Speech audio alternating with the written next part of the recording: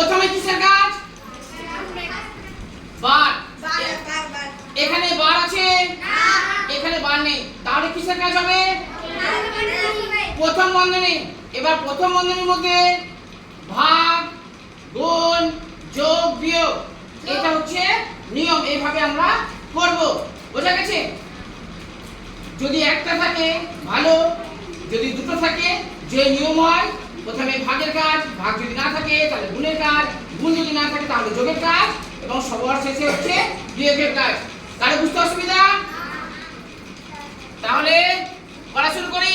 7 ভাগ দ্বিতীয় বন্ধনী 3 যোগ দ্বিতীয় বন্ধনী 8 বিয়োগ প্রথম বন্ধনী। দেখো এখানে ভালো করে দেখো, এখানে যোগ আছে আবার বিয়োগ আছে, তাহলে কিসের কাজ করব আগে?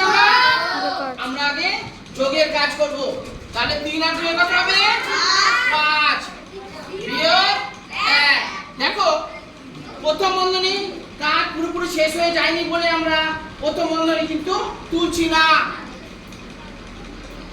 দ্বিতীয় বন্ধনী, তৃতীয় বন্ধনী, কালার চেঞ্জ করব না, সাদা থাকবে, কালার চেঞ্জ করব। ঠিক আছে, বলো বলো বলো হয়েছে। আনয় এই বলো দিয়েছি। 7 ভাগ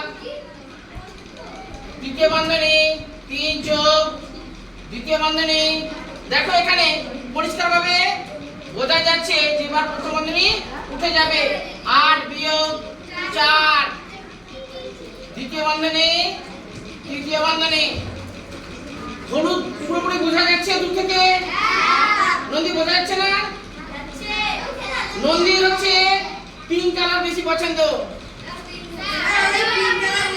শেষে 7 ভাগ এদিকে তৃতীয় বন্ধনী 3 যোগ কত বেরোবে? 4 বেরোবে। 4 তৃতীয় বন্ধনী উঠে গেল।